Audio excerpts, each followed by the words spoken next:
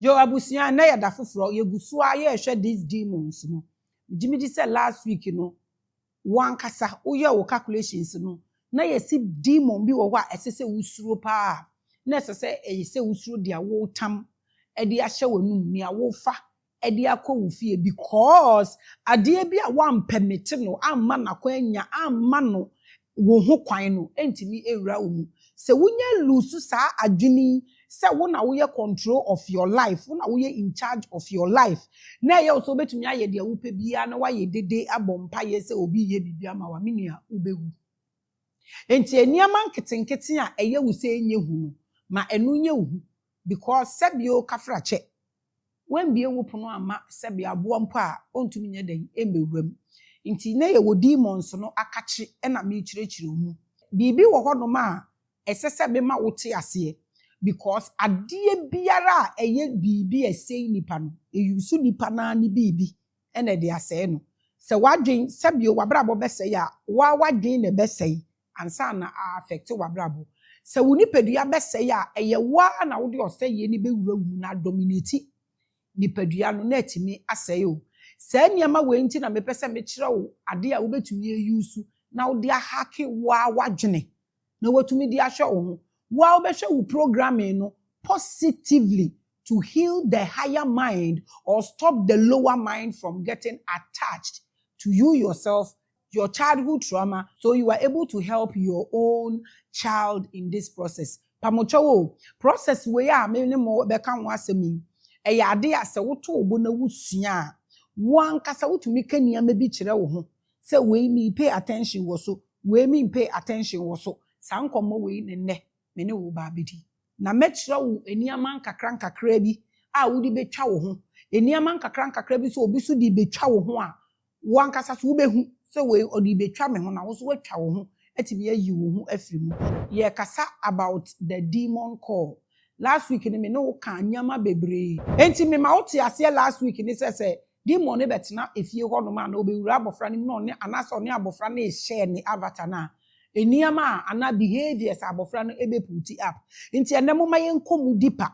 won so a obi beka to so betena me nchen na me ntete wo behu angels wo be no wakotena 4 years ebi kurati mi kosom how many years omu hu hwe wo koso ana ye threaten wo se wo kwa say ni say nti afa nipa akoye ade we awie ade a okoso okohwehwe we anya wasom so awie okoso so a na ye wo betwe end episode no wo benya a few things wo na afa wate ase no wahu the way a wankasa wo be hack wo mind from these people na afa so bi so be hack wa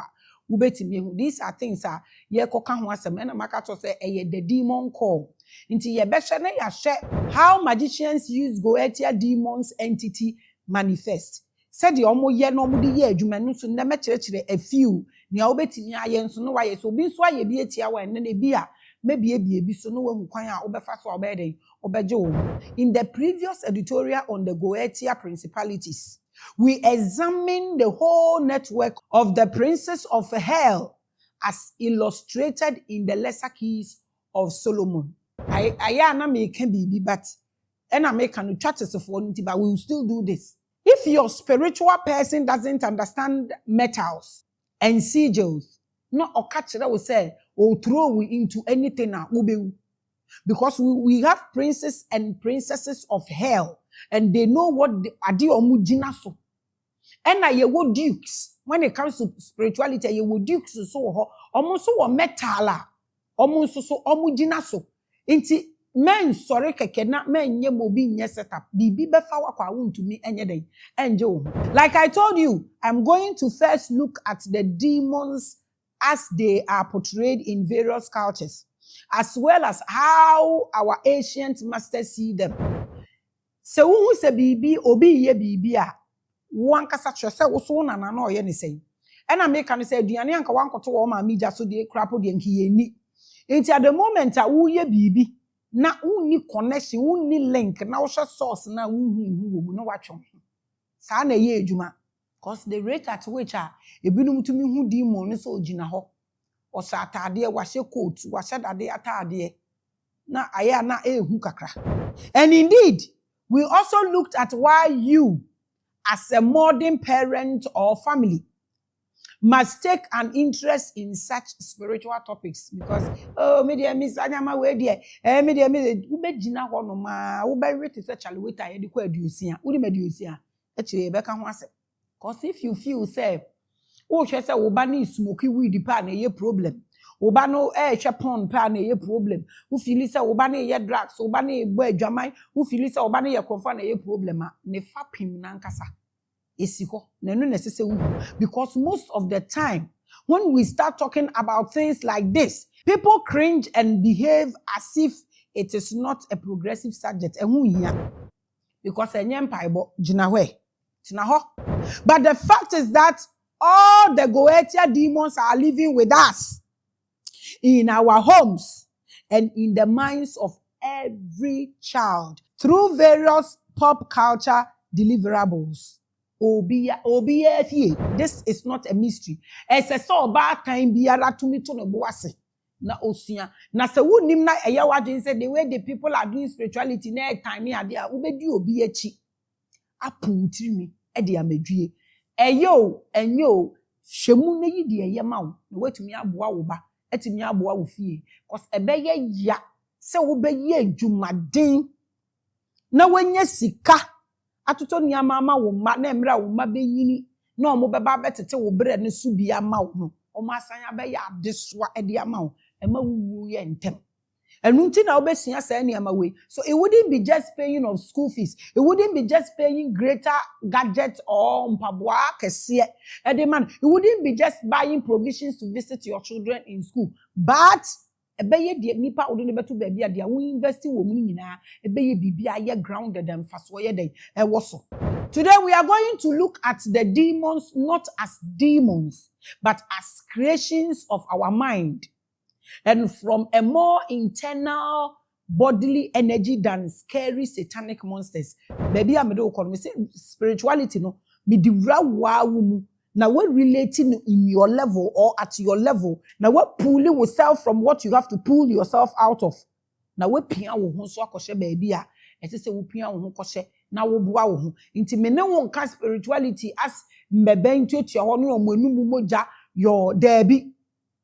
enye sa na eye adwuma na last week ne me kire odu look at worms she said ya ne ye nananom omo handle no she said the abrofo yi aba abaye no she the way air cause ye damages papa be na aye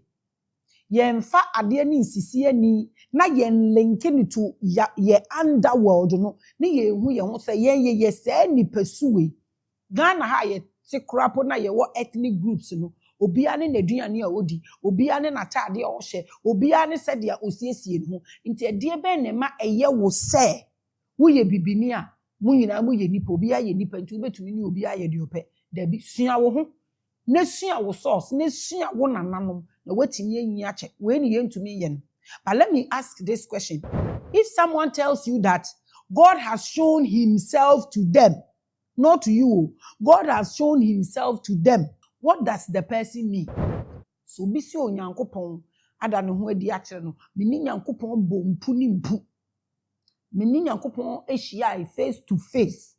eya na omo pa akere se mesremu we de eya asem bisa onyankopon so obi ehu me no ntena ase basemre ya yewo mi de menim se se nyame no wasesan se wasoma ne nua bi no waba o ono de semre ya yewo mi de nkrofo hu no e ma omo tena ase. For example, we have people saying an angel manifested itself to them with wings, horns, and all sorts of spooky things. Israel, some even went to dinner with them. Some even went to funeral with them. Ebim cry married to Abofo. Ane. Pamuchawo. We are then who say or your Abofo because unko Abofo anana we Abofo. And to only a man to want to unim said the omotie. And the funniest aspect of this whole thing is these same spiritual people will tell you that obofo any fruma because yan wono tio obofo ni fruma because yan wono. All right, but this same spiritual person will tell you so obofo no jina ho no was 7 packs or ye macho or ye TikTok obi a yan wono nya honam no wahi. So when we say wadwin wo forma na ye keka we nyina akere wo you bet to me a draw about for so yem frama and now the other draw as a persona mpa label no say the frequency na wuhu in that is how it looks like. That is how the writers portray them. Ba ye de yesi ye hu omo ye ne omo coordinator omo ne ye kasa ye ane na waka kire wo say obofo oni fuma because yanwo na onya honam no avatar no onya wehefa. We another question for another day. Especially with the Goetia demons, they have been projected into our minds as princes of hell with all sorts of spooky features. Intino obi de tunitrima no okoda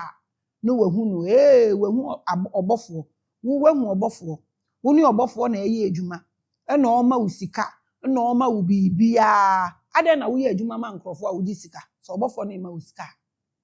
then na wo ye adwuma ma nkrofo a wo di sika wo ton ade na wo di sika sika ne je wo obofo no na fa bi chiche wabusuafo no obi enye sikanie mo problems na ye wo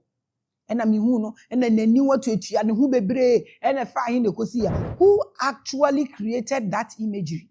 ibisamo why they create that imagery ne de kire wo say obofo ni say not in fact apart from say bible ka kire wo about onyankopon apart from say wo maame ka kire wo about onyankopon apart from so spiritual person be ka kire wo about obofo demon bosom how did you also know say we ye bosom na we so ye demon just a question. Why? And they create this imagery way the mouth.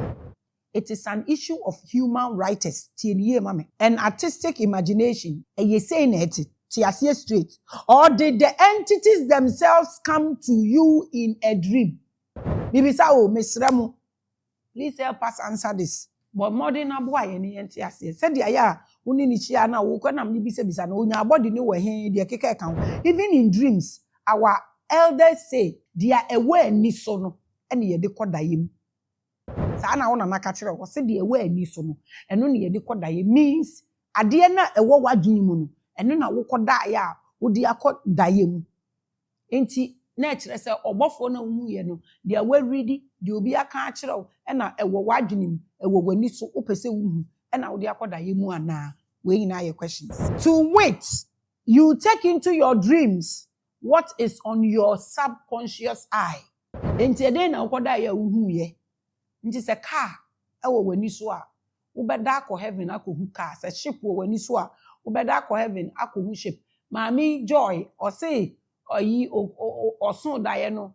in the realms of the spirit no kohu Nyankopon se wasi dan ama mo no say Lord can our house be closer to your house? Wa mo di yeso wa ha okọ so okopa closer to God. Oni berefo some kai maame no inti de wo wani so no eno na wo de bekodaye. Listen, you project what you feed yourself with. Put this thing in your head straightforward. So before we enter today's topic, I want you to understand that